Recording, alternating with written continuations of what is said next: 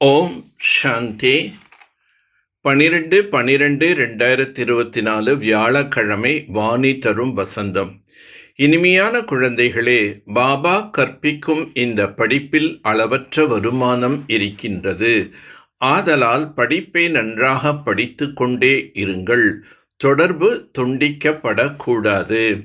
நீங்கள் விநாசம் இப்போது நெருங்கிவிட்டது என்று சொல்லும்போது மற்றவர்கள் கேலியாக சிரிக்கின்றார்கள். பாபா இங்கே அமர்ந்து கொண்டே இருப்பாரா என்ன? இங்கேயே இருக்க மாட்டார். பாபாவுடைய வேலை தூய்மையாக ஆக்குவது என்பதை நீங்கள் தெரிந்துள்ளீர்கள். தூய்மையாக ஆகிவிட்டால் இந்த பழைய உலகம் விநாசமாகும், புதிய உலகம் வந்துவிடும். இந்த சண்டைகள் விநாசத்திற்காகவே இருக்கும். நீங்கள் தேவதையாக ஆகிவிட்டீர்கள் என்றால் இந்த கலியுகம் மோசமான உலகம் விநாசம் ஏற்பட்டுவிடும். மாயை ராவணன் முட்களாக ஆகிவிட்டான். புதிய உலகம் ஸ்தாபனை ஆக வேண்டும். அதற்காக பாபா கண்டிப்பாக வந்துதான் ஆக வேண்டும். சத்திய யுகத்தில் தேவி தேவதைகள்தான் இருக்கின்றார்கள். வேறு யாரையும் தேவி தேவதைகள் என்று சொல்லப்படுவதில்லை. அங்கே மனிதர்கள் இருப்பதே இல்லை. ஒரு தேவி தேவதா தர்மம்தான் இருந்தது, வேற எந்த தர்மம் இருப்பதில்லை. பகவானுடைய மகா வாக்கியம் பாபா கூறுகின்றார், குழந்தைகளே, இப்போது விகாரத்தில் போகாதீர்கள். நான் உங்களை சொர்க்கத்திற்கு அழைத்து செல்கின்றேன் என்று நம்மிடம் கூறுகின்றார். ஆகவே சொர்க்கத்திற்கு செல்ல வேண்டுமென்றால் நாம் தந்தையை நினைவு செய்ய வேண்டும். நன்றாக இந்த படிப்பை படிக்க வேண்டும். இது மிக உயர்ந்த கல்வியாகும். நான் குழந்தைகளாகிய உங்களுக்கு கீழ்ப்படிந்த சேவகனாக வந்துள்ளேன் என்று தந்தை கூறுகின்றார். நாம் எவ்வளவு மோசமானவர்களாக ஆகிவிட்டோம் என்று சிந்தனை செய்து பாருங்கள். நான் அநேக பிறவிகளின் கடைசியில் உங்கள் அனைவரையும் தமோ பிரதானத்திலிருந்து சத்தோ பிரதானமாக ஆக்க வந்துள்ளேன் என்று பாபாவே கூறுகின்றார். யார் பாபாவை தெரிந்திருக்கின்றார்களோ அவர்களை பாண்டவர்கள் என்று சொல்லப்படுகின்றது. பாபாவோடு அன்பில்லாதவர்கள், புத்தி உடையவர்கள், கௌரவர்கள் என்று சொல்லப்படுகின்றது. ஆக பாண்டவர்கள், கௌரவர்கள் யாவரும் இந்த உலகத்தில்தான் இருக்கின்றார்கள். ஞானத்தை அறிந்து உணர்ந்தவர்கள் பாண்டவர்கள், ஞானத்தையே புரியாதவர்கள் கௌரவர்கள். இப்பொழுது சங்கம யுகமாகும். புதிய உலகம் ஸ்தாபனை நடைபெற்று கொண்டிருக்கின்றது. இப்போது உலகம் எவ்வளவு பெரியதாக இருக்கின்றது. சத்தியுகம் மிகவும் குறைவான மனிதர்கள் இருப்பார்கள். பாபா சத்தியமானவர், உயிரோட்டம் உள்ளவர், சைத்தன்யமானவர், ஞான கடலாக இருக்கின்றார். நீங்கள் ஞானத்தை தாரணை செய்து ஞான மழை பொழியும் மேகங்களாக இருக்கின்றீர்கள். இவைகள் ஞான ரத்தனங்களாகும்.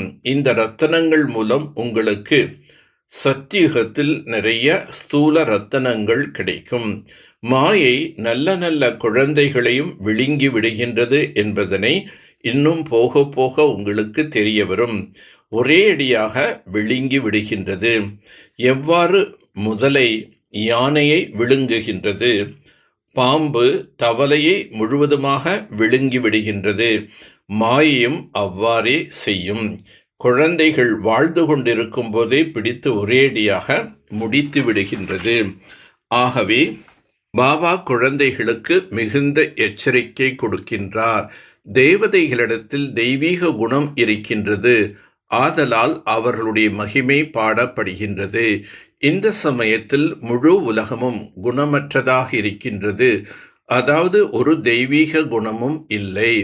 குணங்களை கற்றுக் கொடுக்கக்கூடிய பாபாவை தெரிந்திருக்கவில்லை.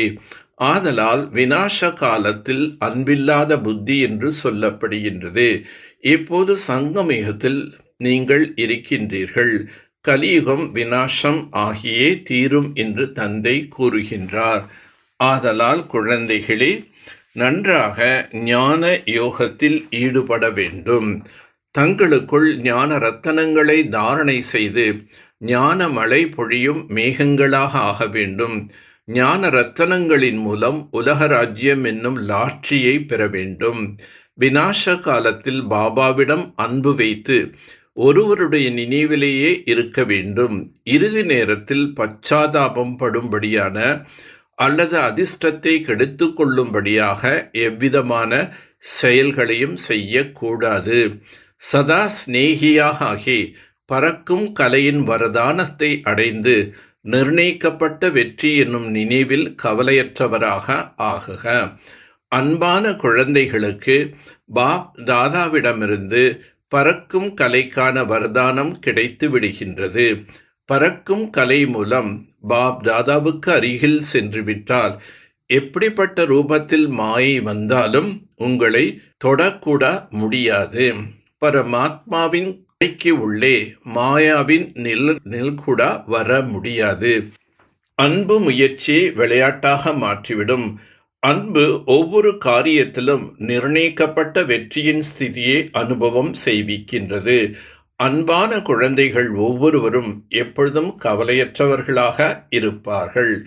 எதுவும் புதியதல்ல என்ற நினைவின் மூலம் ஆடாமல் அசையாமல் இருப்பவர்கள் எப்பொழுதும் மகிழ்ச்சியில் ஆடிக்கொண்டே இருப்பார்கள். நல்லது.